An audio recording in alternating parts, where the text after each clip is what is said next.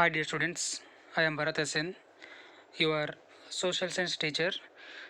Dear students, in the previous class we discussed about the many important factors of history. So in this class we will discuss about the another important matters and factors in history. So dear students, what is history? History ಅಂದರೆ ಇತಿಹಾಸ ಅಂತ ಇದನ್ನು ಕನ್ನಡದಲ್ಲಿ ಕರಿತೀವಿ. ಹಾಗಾದರೆ ಇತಿಹಾಸ ಅಂದ್ರೇನು? What is history? History is A systematic study of the past. So history is A systematic and scientific study of the past. ಅಂದರೆ ಪಾಸ್ಟ್ ಅಂದರೆ ಗತಕಾಲ ಅಂತ ಕರಿತೀವಿ ಅಥವಾ ಭೂತಕಾಲ ಅಂತ ಕರಿತೀವಿ. ಗತಿಸಿ ಹೋದ ಸಂಗತಿಗಳನ್ನು ಕುರಿತು, ಇತಿಹಾಸವು ಗತಿಸಿ ಹೋದ ಸಂಗತಿಗಳನ್ನು ಕುರಿತು ಏನು ಮಾಡುತ್ತೆ? ಅದು ಸಿಸ್ಟಮೆಟಿಕ್ ಆಗಿ ಕ್ರಮಬದ್ಧವಾಗಿ ಏನು ಮಾಡುತ್ತೆ? ಅಧ್ಯಯನವನ್ನು ಮಾಡುತ್ತೆ. ಅಂತಹ ಒಂದು ವಿಷಯವನ್ನು ನಾವೆಂತ ಕರಿಬೋದು? ಹಿಸ್ಟ್ರಿ ಅಂತ ಕರಿಬೋದು. ಇಲ್ಲಿ ಸಿಸ್ಟಮೆಟಿಕ್ ಅಂತ ಯಾಕೆ ಇದನ್ನು ಪದಗಳನ್ನು ಬಳಕೆ ಮಾಡಿದರೆ ಅಂದರೆ, history is not a story. ಇದು ಕಥೆ ಅಲ್ಲ. ನಾವು ಹಲವಾರು ಕಥೆಗಳನ್ನು ಕೇಳಿದ್ದೀವಿ, ಆದರೆ ಇತಿಹಾಸ ಅಂತಕ್ಕಂಥದ್ದು ಇಲ್ಲಿ ರಿಯಾಲಿಟಿಯಾಗಿ ಏನು ನಡೆಯುತ್ತೆ ಘಟನೆ, ಫ್ಯಾಕ್ಟ್ ಏನು ಅನ್ನೋದನ್ನು ಮಾತ್ರ ಇದು ತಿಳಿಸುತ್ತೆ. ಹಾಗಾಗಿ history is not a story. It is one of the systematic or scientific study of the past. ಗತಿಸಿ ಹೋದ ಕಾಲದಲ್ಲಿ ನಡೆದಿರ್ತಕ್ಕಂಥ ಘಟನೆಗಳನ್ನು ಕುರಿತು ಅಧ್ಯಯನ ಮಾಡ್ತಕ್ಕಂಥದ್ದನ್ನ ಇತಿಹಾಸ ಅಂತ ನಾವು ಕರಿಬೋದು. So, history is written on the basis of sources. Hence, there is no source, no history. So, history is written on the basis of sources. So, sources are most essential and basement of history. Sources ಅಂದರೆ ಆಧಾರಗಳು ಅಂತ ಕರಿತೀವಿ, ಅಥವಾ records ಅಂತ ಕರಿತೀವಿ, ದಾಖಲೆಗಳು ಅಂತ ಕರಿತೀವಿ. ಇದು ಇತಿಹಾಸಕ್ಕೆ ಒಂದು ರೀತಿ ಆಧಾರ ಸ್ತಂಭ ಇದ್ದಂಗೆ, ಬೇಸ್ಮೆಂಟ್ ಅಂತ ನಾವು ಕರಿಬೋದು. ಸೋರ್ಸಸ್ಸೇ ಇಲ್ಲ ಅಂದರೆ, ಆಧಾರಗಳೇ ಇಲ್ಲ ಅಂದರೆ ಇತಿಹಾಸನೇ ಇಲ್ಲ ಅಂತ ನಾವು ಹೇಳ್ಬೋದು. Hence there is no source, no history. ಇತಿಹಾಸಕ್ಕೆ ಸೋರ್ಸ್ ಬೇಕು, ಸೋರ್ಸ್ ಇಲ್ಲದ ಹೋದರೆ ಇತಿಹಾಸನೇ ಇಲ್ಲ ಅಂತ ಹೇಳ್ಬೋದು. ಸೋರ್ಸ್ ಅಂದರೆ ರೆಕಾರ್ಡ್ಸ್, ದಾಖಲೆಗಳು ಅಂತ ಕರಿತೀವಿ. ಏನೇ ಒಂದು ಇತಿಹಾಸದಲ್ಲಿ ಅಥವಾ ಐತಿಹಾಸಿಕ ಘಟನೆಗಳು ನಡೆದಿದ್ದಾವೆ ಅಂದರೆ ಅದಕ್ಕೊಂದು ರೆಕಾರ್ಡ್ಸ್ಗಳು ಬೇಕು. ರೆಕಾರ್ಡ್ಸ್ ಇಲ್ಲದೆ ಯಾವುದೇ ರೀತಿಯಾಗಿ ನಾವು ಇತಿಹಾಸವನ್ನು ನಂಬೋದಕ್ಕೆ ಸಾಧ್ಯವಾಗಲ್ಲ. So history is written on the basis of sources. ಆಧಾರಗಳ ಆಧಾರದ ಮೇಲೆ ಇತಿಹಾಸವನ್ನೇ ಮಾಡಲಾಗುತ್ತೆ, ಬರೆಯಲಾಗುತ್ತೆ ಅಂತ ನಾವು ಹೇಳ್ಬೋದು. So what is source? What is a source? ಹಂಗಾದರೆ ಸೋರ್ಸ್ ಅಂದ್ರೇನು, ಹಿಸ್ಟ್ರಿ ಅಂದ್ರೇನು ಅಂತ ನಮಗೆ ಗೊತ್ತಾಯಿತು. ಹಾಗಾದರೆ ಸೋರ್ಸ್ ಅಂದ್ರೇನು ಅಂತ ಈಗ ತಿಳ್ಕೊಳ್ಳೋಣ. Human beings had created and many facilitates to lead their life since ancient times. If that things used by human beings in the past have remained, then they are called as the sources by historians. Human beings had created and many facilities to lead their life since ancient times. Ancient ಟೈಮಿಂದಲೂ ಕೂಡ, ಪ್ರಾಚೀನ ಕಾಲದಿಂದಲೂ ಕೂಡ ಏನು ಮಾಡ್ತಾನೆ ಮನುಷ್ಯ ತನ್ನ ಲೈಫನ್ನು lead ಮಾಡೋದಕ್ಕೋಸ್ಕರ, ತನ್ನ ಬದುಕನ್ನು ಕಟ್ಕೊಳ್ಳೋದಕ್ಕೋಸ್ಕರ ಇವನೇನು ಮಾಡ್ತಾನೆ, ತನ್ನದೇ ಆಗಿರ್ತಕ್ಕಂಥ ಅನುಕೂಲಕ್ಕೋಸ್ಕರ ಹಲವಾರು ಅನುಕೂಲತೆಗಳನ್ನು ಮಾಡ್ಕೊಂಡಿರ್ತಾನೆ, ಹಲವಾರು ವಸ್ತುಗಳನ್ನು ಏನು ಮಾಡ್ಕೊಂಡಿರ್ತಾನೆ, ಅವನು ಬಳಕೆ ಮಾಡ್ಕೊಂಡಿರ್ತಾನೆ. If that things used by human beings in the past have remained, then they are called as the sources by historians.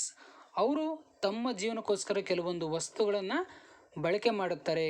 ಅವು ಈಗಲೂ ಕೂಡ ಉಳ್ಕೊಂಡಿದ್ದರೆ, ಆದರೆ ಅವು ಈಗಲೂ ನಮಗೆ ಲಭ್ಯವನ್ನು ಅವು ನಮಗೆ ಸಿಗ್ತಾ ಇದ್ದರೆ ಅವನ್ನೇನಂತ ಕರಿಬೋದು? ರೆಕಾರ್ಡ್ಸ್ ಅಥವಾ ಆಧಾರಗಳು ಅಂತ ಕರಿಬೋದು, ಸೋರ್ಸ್ ಅಂತ ಕರಿಬೋದು.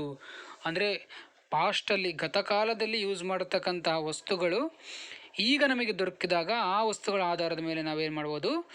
ಇತಿಹಾಸವನ್ನು ಬರೆಯೋದಕ್ಕೆ ಸಾಧ್ಯವಾಗುತ್ತೆ ಅಂತ ಕರಿಬೋದು. Okay D students, understand? Next, types of sources. ಹಾಗಾದರೆ ಈ ಸೋರ್ಸಿನಲ್ಲಿ ವಿಧಗಳನ್ನು ನಾವು ನೋಡ್ತೀವಿ, ಟೈಪ್ಸ್ಗಳನ್ನು ನೋಡ್ತೀವಿ. ಅವು ಯಾವುವು ಅನ್ನೋದನ್ನ ಈಗ ತಿಳ್ಕೊತಾ ಹೋಗೋಣ. There are 2 types in sources. First one, literary sources. Second one, archaeological sources. So there are most important 2 types in sources. First one literary sources. ಇದನ್ನು ಕನ್ನಡದಲ್ಲಿ ಸಾಹಿತ್ಯಿಕ ಅಥವಾ ಸಾಹಿತ್ಯ ಆಧಾರಗಳು ಅಂತ ಕರಿತೀವಿ.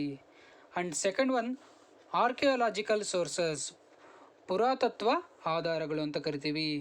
ಇವು ಸೋರ್ಸಸ್ಸಲ್ಲಿ ಬರ್ತಕ್ಕಂಥ 2 ಮುಖ್ಯವಾಗಿರ್ತಕ್ಕಂಥ ಟೈಪ್ಸ್ ಅಂತ ನಾವು ನೋಡ್ಬೋದು. First one literary sources. There are 2 types in literary sources. First one, written literature. Second one, oral literature. ಮತ್ತೆ ನಾವು ಲಿಟರರಿ ಸೋರ್ಸಸ್ಸಲ್ಲಿ 2 ಟೈಪ್ಸನ್ನು ನೋಡ್ತೀವಿ. ಅದರಲ್ಲಿ first one written literature, oral literature. Written literature. Written literature is the main source of literary sources. ಅಂದರೆ ಸಾಹಿತ್ಯ ಆಧಾರದಲ್ಲಿ ಲಿಖಿತ ಸಾಹಿತ್ಯ ಆಧಾರಗಳು ಅಂತ ಕರಿತೀವಿ. ರಿಟನ್ ಲಿಟ್ರೇಚರ್ ಅಂದರೆ ಬರವಣಿಗೆಗಳ ಮುಖಾಂತರವಾಗಿ ಬರೆದಿರ್ತಕ್ಕಂಥ ಸಾಹಿತ್ಯ ಅಂತ ಕರಿಬೋದು. ಇದು ಅತ್ಯಂತ ಪ್ರಮುಖವಾಗಿರ್ತಕ್ಕಂಥ ಸೋರ್ಸ್ ಅಂತ ಹೇಳ್ಬೋದು. ಯಾವುದು? Literary sources. So literature can bring the contemporary social life of the time of the writer alive to us. ಇದು ಏನು ನಮಗೆ ತಿಳಿಸ್ಕೊಡುತ್ತೆ ಅಂದರೆ, ಆಗಿನ ಕಾಲದ ಬರವಣಿಗೆಕಾರರು ಅವರ ಒಂದು ಜೀವನವನ್ನು ತಿಳ್ಕೊಳ್ಳೋದಕ್ಕೆ ನಮಗೆ ಸಾಧ್ಯವಾಗುತ್ತೆ. ಆಗಿನ ಕಾಲದ ಸಮಕಾಲೀನ ಜೀವನವನ್ನು ತಿಳ್ಕೊಳ್ಳೋದಕ್ಕೆ, ಆ ರೈಟರ್ಸ್ ಯಾವ ರೀತಿ ತಮ್ಮ ಜೀವನವನ್ನು ನಡೆಸ್ತಾ ಇದ್ರು ಅನ್ನೋದನ್ನು ತಿಳ್ಕೊಳ್ಳೋದಕ್ಕೆ ಈ ಒಂದು ಲಿಟರರಿ ಸೋರ್ಸಸ್, ಲಿಖಿತ ಸಾಹಿತ್ಯಗಳೇನಾಗುತ್ತೆ ತುಂಬ ಸಹಕಾರಿಯಾಗುತ್ತೆ ಅಂತ ನಾವು ಹೇಳ್ಬೋದು. ಎಕ್ಸಾಂಪಲ್ ನಾವು ಆ ಒಂದು ಮೆಗಸ್ತನಿಸ್ ಇಂಡಿಕಾ ಗ್ರಂಥ ಆಗಿರ್ಬೋದು, ಅದೇ ರೀತಿ ಸಿಯುಕಿ ಅಂತಕ್ಕಂಥ ಒಂದು ಗ್ರಂಥವನ್ನು ಹೆನ್ಸ್ತಾಂಗ್ ಬರೀತಾನೆ. ಅದೇ ರೀತಿ ಬಾಬರ್ ಅಂತಕ್ಕಂಥ ಅರಸ, ಬಾಬರ್ಸ್ ತುಜಿಕ್ ಇ ಬಾಬರಿ, ಈ ಎಲ್ಲ ಗ್ರಂಥಗಳನ್ನು ಬರೆದಾಗ ಈ ಗ್ರಂಥಗಳು ನಮಗೆ ಸಿಕ್ಕಾಗ ಏನು ನಮಗೆ ತಿಳಿಯುತ್ತೆ ಅಂದರೆ, ಆವಾಗಿನ ಕಾಲದ ಸಾಮಾಜಿಕ, economic and social, political situation, ಅಲ್ಲಿನ ಒಂದು ಸಂದರ್ಭ ಯಾವ ರೀತಿ ಇತ್ತು ಅನ್ನೋದನ್ನು ನಮಗೆ ತಿಳಿದು ಬರುತ್ತೆ ಅಂತ ನಾವು ಹೇಳ್ಬೋದು. ನೆಕ್ಸ್ಟ್ ಓರಲ್ ಲಿಟ್ರೇಚರ್ ಅಂದರೆ ಇದು ಮೌಖಿಕ ಸಾಹಿತ್ಯ ಅಂತ ಕರಿತೀವಿ. ಓರಲ್ ಲಿಟ್ರೇಚರ್ ಅಂತಕ್ಕಂಥದ್ದು ಕೇವಲ ಇಲ್ಲಿ ಬರವಣಿಗೆ ಇರೋದಿಲ್ಲ, ಕೇವಲ ಬಾಯಿಂದ ಬಾಯಿಗೆ ಹರಿದು ಬಂದಿರತಕ್ಕಂಥದ್ದು ಓರಲ್ ಲಿಟ್ರೇಚರ್ ಅಂತ ಕರಿಬೋದು.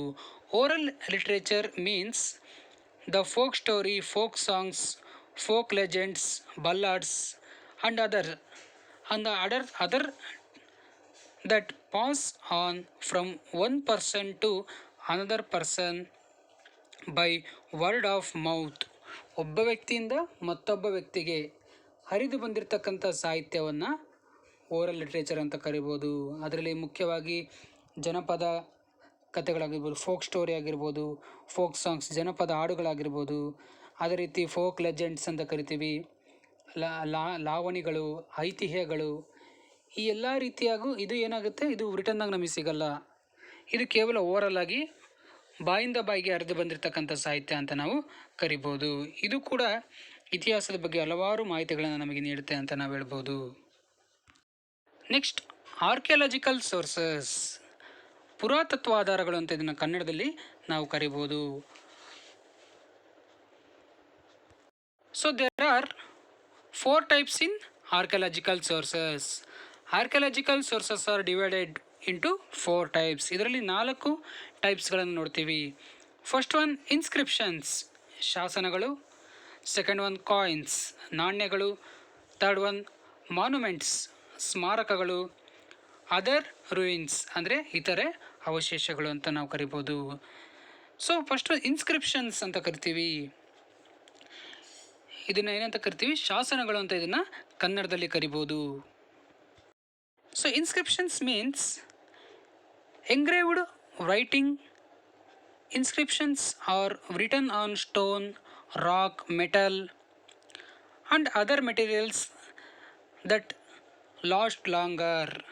ಇನ್ಸ್ಕ್ರಿಪ್ಷನ್ ಅಂದರೆ ಏನು ಅಂದರೆ, ಕಲ್ಲಿನ ಮೇಲೆ ಆಗಿರ್ಬೋದು, ಲೋಹದ ಮೇಲೆ, ಮೆಟಲ್ ಮೇಲೆ ಆಗಿರ್ಬೋದು, ಇತರೆ ಬಂಡೆಗಳ ಮೇಲೆ ಆಗಿರ್ಬೋದು, ದೀರ್ಘಕಾಲ ಅವು ಬಾಳಿಕೆ ಬರುವಂತಹ ವಸ್ತುಗಳ ಮೇಲೆ ಅಕ್ಷರಗಳನ್ನು ಕೆತ್ತನೆ ಮಾಡ್ತಾರಲ್ಲ, ಅಂತಹ ಒಂದು ವಸ್ತುಗಳನ್ನು ನಾವೆಂತ ಕರಿಬೋದು, ಶಾಸನಗಳು ಅಂತ ಕರಿಬೋದು. ಈ ಶಾಸನಗಳಿಂದ ಹಲವಾರು ನಮಗೆ ಇತಿಹಾಸದ ಬಗ್ಗೆ ಹಲವಾರು ಮಾಹಿತಿ ಸಿಗುತ್ತೆ. ಒಬ್ಬ ಅರಸನ ಮಿಲಿಟರಿ ಅಚೀವ್ಮೆಂಟ್ಸ್ ಆಗಿರ್ಬೋದು, ಅವನ ಒಂದು ಬಾರ್ಡರ್, ಅವನ ಸಾಮ್ರಾಜ್ಯದ ಒಂದು ಗಡಿ ಆಗಿರ್ಬೋದು, ಅವನ ಒಂದು ಭಾಷೆ ಆಗಿರ್ಬೋದು, ಅವನ ಕಾಲದ ಒಂದು ಎಕನಾಮಿಕ್ ಕಂಡೀಷನ್ ಆಗಿರ್ಬೋದು, ಇವೆಲ್ಲವೂ ಕೂಡ ಈ ಇನ್ಸ್ಕ್ರಿಪ್ಷನ್ದು ನಮಗೆ ತಿಳಿದು ಬರುತ್ತೆ ಅಂತ ನಾವು ಹೇಳ್ಬೋದು. ಅಶೋಕನ ಹಲವಾರು ನಮಗೆ ಭಾರತದಲ್ಲಿ ಹೆಚ್ಚಿನ ರೀತಿಯಲ್ಲಿ ಸಿಕ್ಕಿದ್ದಾವೆ. ರಾಯಚೂರಿನಲ್ಲಿರ್ತಕ್ಕಂಥ ಮಸ್ಕಿ ಶಾಸನವನ್ನು ನೋಡಿದಾಗ ಅವನ ಬಗ್ಗೆ ಹಲವಾರು ಮಾಹಿತಿಗಳನ್ನು ನೀಡುತ್ತೆ ಅಂತ ನಾವು ಹೇಳ್ಬೋದು. Next coins. ಕಾಯಿನ್ಸ್ ಅಂದರೆ ನಾಣ್ಯಗಳು ಅಂತ ಇದನ್ನು ಕನ್ನಡದಲ್ಲಿ ಕರಿತೀವಿ. ಕಾಯಿನ್ಸ್,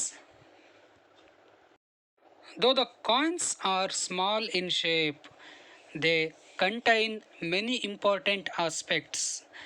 ಕಾಯಿನ್ಸ್ ಅಂತಕ್ಕಂಥದ್ದು ನೋಡೋದಕ್ಕೆ ಆಕಾರದಲ್ಲಿ ಚಿಕ್ಕಲಾದರೂ ಕೂಡ ಅದು ಮಾಹಿತಿಯನ್ನು, ಇತಿಹಾಸಕ್ಕೆ ಸಂಬಂಧಪಟ್ಟಿರ್ತಕ್ಕಂಥ ಮಾಹಿತಿಯನ್ನು ನೀಡುತ್ತೆ ಅಂತ ನಾವು ಹೇಳ್ಬೋದು. ಹಲವಾರು ಇಂಪಾರ್ಟೆಂಟ್ ಮಾಹಿತಿಗಳನ್ನು ನೀಡುತ್ತೆ.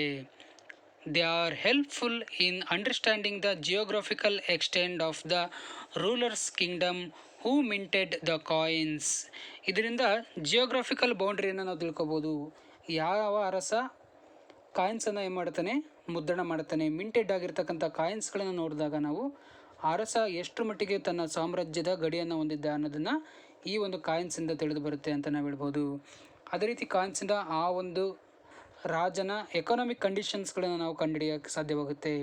ಕಾಯಿನ್ಸ್ ಗೋಲ್ಡಿಂದ ಆಗಿದ್ದರೆ ಅಥವಾ ಕಂಚು ಅಥವಾ ಸಿಲ್ವರ್ದು ಆಗಿದ್ದರೆ ಅವಾಗೇನಾಗುತ್ತೆ, ಗೋಲ್ಡ್ ಮಿಂಟ್ ಮಾಡತಕ್ಕಂಥ ಅರಸ ಅವನ ಸಾಮ್ರಾಜ್ಯ ಶ್ರೀಮಂತವಾಗಿತ್ತು ಅಂತ ನಾವು ಕನ್ಸಿಡರ್ ಮಾಡ್ಬೋದು. ಅದೇ ರೀತಿ ಬೆಳ್ಳಿ ಆಗಿದ್ದರೆ ಮಧ್ಯಮವಾಗಿತ್ತು. ಇತರೆ ಕಂಚಿನ, ತಾಮ್ರದ ನಾಣ್ಯಗಳನ್ನು ಮುದ್ರಣ ಮಾಡಿದಾಗ ಒಂದು ಕೆಳ ಸ್ಥಿತಿಯಲ್ಲಿ ಇತ್ತು ಅವರ ಆರ್ಥಿಕ ಸ್ಥಿತಿ ಅಂತ ನಾವು ತಿಳ್ಕೊಳ್ಳೋದಕ್ಕೆ ಸಾಧ್ಯವಾಗುತ್ತೆ. ಕಾಯಿನ್ಸ್ ಕೂಡ ಒಂದು ಉತ್ತಮವಾಗಿರ್ತಕ್ಕಂಥ ಸೋರ್ಸ್ ಅಂತ ನಾವು ಹೇಳ್ಬೋದು. Next monuments. ಮಾನ್ಯುಮೆಂಟ್ಸ್ ಅಂದರೆ ಸ್ಮಾರಕಗಳು ಅಂತ ಕರಿತೀವಿ. Monuments are the major source to write history. ಇತಿಹಾಸವನ್ನು ಬರೆಯೋದಕ್ಕೋಸ್ಕರ ಈ ಒಂದು ಸ್ಮಾರಕಗಳು ಅತ್ಯಂತ ಮುಖ್ಯವಾಗಿರ್ತಕ್ಕಂಥ ಆಧಾರಗಳು ಅಂತ ನಾವು ಕರಿಬೋದು. Palace, temples, forts, pillars etcetera are the major monuments only. Monuments ಅಂತಕ್ಕಂಥವು ಕೆಲವೊಂದನ್ನು ಮಾತ್ರ ನಾವು ಕನ್ಸಿಡರ್ ಮಾಡೋಕ್ಕೆ ಸಾಧ್ಯವಾಗುತ್ತೆ. ಪ್ಯಾಲೇಸ್, ಅರಮನೆಗಳಾಗಿರ್ಬೋದು, ಟೆಂಪಲ್ಸು, ಫೋರ್ಟ್ಸ್ ಆಗಿರ್ಬೋದು, ಸ್ತಂಭಗಳಾಗಿರ್ಬೋದು, ಇವೆಲ್ಲವನ್ನು ನಾವೇನಂತ ಕರಿಬೋದು, ಮುಖ್ಯವಾಗಿರ್ತಕ್ಕಂಥ ಮಾನ್ಯುಮೆಂಟ್ಸ್ ಅಂತ ಇವನ್ನ ಕನ್ಸಿಡರ್ ಮಾಡ್ಬೋದು. ಮೆಹರೂಲಿ ಅಂತಕ್ಕಂಥ ಒಂದು ಪ್ರದೇಶದಲ್ಲಿರ್ತಕ್ಕಂಥ ಉಕ್ಕಿನ ಸ್ತಂಭವನ್ನು ನೋಡಿದಾಗ ಅದು ಕೂಡ ಒಂದು ಅತ್ಯಂತ ಮುಖ್ಯವಾಗಿರ್ತಕ್ಕಂಥ ಸ್ಮಾರಕ ಅಂತ ನಾವು ಕರಿಬೋದು. ಅದೇ ರೀತಿ Shahjahan's Taj Mahal's tells the story of love. Taj ಮಹಲನ್ನು ಕಟ್ಟಿರ್ತಕ್ಕಂಥ ಶಾಜಹಾನ್ ಅವನ ಒಂದು ಪ್ರೇಮದ ಒಂದು ಸಂಕೇತವನ್ನಾಗಿ ಅದನ್ನು ನಾವು ಕರಿಬೋದು. ಅದರ ಒಂದು ಇತಿಹಾಸವನ್ನು ಅದು ತಿಳಿಸ್ಕೊಡುತ್ತೆ ಅಂತ ಹೇಳ್ಬೋದು. ನೆಕ್ಸ್ಟ್ ಒನ್ ಅದರ್ ರೂಯಿನ್ಸ್ ಅಂದರೆ ಇತರೆ ಅವಶೇಷಗಳು ಅಂತ ಕರಿತೀವಿ. Based on the various pieces of terracotta, bangles, beads and seal procured during the examination, one can understand the socio-cultural, economic, political and religious life of then people. ಇಲ್ಲಿ ಕೆಲವೊಂದು ಮಣ್ಣಿನ ಮುದ್ರೆಗಳಾಗಿರ್ಬೋದು, ಮಡಿಕೆಯ ತುಂಡುಗಳಾಗಿರ್ಬೋದು, ಕೆಲವೊಂದು ಲೋಹದ ತುಣುಕುಗಳಾಗಿರ್ಬೋದು, ಇವೆಲ್ಲವನ್ನ ನಾವು ಸಣ್ಣ ಸಣ್ಣ ಅವಶೇಷಗಳಂತ ಕರಿತೀವಿ. ಇತರೆ ಅವಶೇಷಗಳು ಅದರ್ ರೂಯಿನ್ಸ್ ಅಂತ ಕರಿತೀವಿ. ಇದರಿಂದ ಕೂಡ ನಾವು ಪಾಸ್ಟಿನಲ್ಲಿರ್ತಕ್ಕಂಥ ಗತಕಾಲದ ಜನರ ಸೋಷಿಯಲ್ ಸಿಸ್ಟಮ್ ಆಗಿರ್ಬೋದು, ಅವರ ಆರ್ಥಿಕ ವ್ಯವಸ್ಥೆ, ಸಾಮಾಜಿಕ ಸಾಂಸ್ಕೃತಿಕ ಜೀವನವನ್ನು, ಲೈಫ್ ಸ್ಟೈಲನ್ನು ನಾವು ತಿಳ್ಕೊಳ್ಳೋದಕ್ಕೆ ಸಾಧ್ಯವಾಗುತ್ತೆ ಅಂತ ಕರಿಬೋದು. ಅದೇ ರೀತಿ ಅವರ ಫುಡ್ ಸಿಸ್ಟಮ್ ಆಗಿರ್ಬೋದು, ಅವರ ಬಿಸ್ನೆಸ್ ಮೆಥಡ್ ಆಗಿರ್ಬೋದು, ಇವೆಲ್ಲವನ್ನು ತಿಳ್ಕೊಳ್ಳೋದಕ್ಕೆ ಸಾಧ್ಯವಾಗುತ್ತೆ. ಇದನ್ನು ಎಕ್ಸ್ಕವೇಷನ್ ಮುಖಾಂತರವಾಗಿ ಕಾರ್ಬನ್ 14 ಡೇಟಿಂಗ್ ಅಂತಕ್ಕಂಥ ಒಂದು ವಿಧಾನವನ್ನು ಬಳಕೆ ಮಾಡಿಬಿಟ್ಟು ಸತ್ತ ಪ್ರಾಣಿಗಳ ಎಷ್ಟು ವರ್ಷ ಹಿಂದೆ ಸತ್ತ ಪ್ರಾಣಿಗಳ ಒಂದು ಪಳೆಯುಳಿಕೆಗಳನ್ನು, ಆ ಒಂದು ಡೆಡ್ ಬಾಡಿಯ ಒಂದು ಸಣ್ಣ ಪಳೆಯುಳಿಕೆಯಿಂದ ಅವು ಎಷ್ಟು ವರ್ಷ ಹಿಂದೆ ಅವು ಜೀವಿಸಿದ್ವು ಅನ್ನೋದನ್ನು ಕೂಡ ಕಾರ್ಬನ್-14 ವಿಧಾನದ ಮುಖಾಂತರ ನಾವು ತಿಳಿಯೋದಕ್ಕೆ ಸಾಧ್ಯವಾಗುತ್ತೆ. So these are the important major archaeological sources of the history. ಇದೇ ರೀತಿ ಆರ್ಕಿಯಾಲಜಿಕಲ್ ಸೋರ್ಸಸ್ ಕೂಡ ಇತಿಹಾಸದ ರಚನೆಗೆ ಅತ್ಯಂತ ಅವಶ್ಯಕವಾಗಿದೆ ಅಂತ ಹೇಳ್ಬೋದು. ಕೆಲವೊಂದು ಸಂದರ್ಭದಲ್ಲಿ ಲಿಟರರಿ ಸೋರ್ಸ್ ಸಿಗದಲೇ ಇರ್ತಕ್ಕಂಥ ಸಂದರ್ಭದಲ್ಲಿ ಆರ್ಕಿಯಾಲಜಿಕಲ್ ಸೋರ್ಸಸ್, ಈ ಒಂದು ಸ್ಮಾರಕಗಳಾಗಿರ್ಬೋದು, ಕಾಯಿನ್ಸ್, ಮಾನ್ಯುಮೆಂಟ್ಸ್, ಇವೆಲ್ಲವೂ ಕೂಡ ಏನಾಗುತ್ತೆ, ಇತಿಹಾಸವನ್ನು ರಚನೆ ಮಾಡೋದಕ್ಕೆ ತುಂಬ ಸಹಕಾರಿಯಾಗುತ್ತೆ ಅಂತ ನಾವು ಹೇಳ್ಬೋದು. Okay dear students, understand? Dear students, today in this class we discussed about the meaning of history and major types of history. In the next class we discuss about the another important matters. Okay, write down the homework. What is history? And next, what are the types of history? Okay dear students, thank you.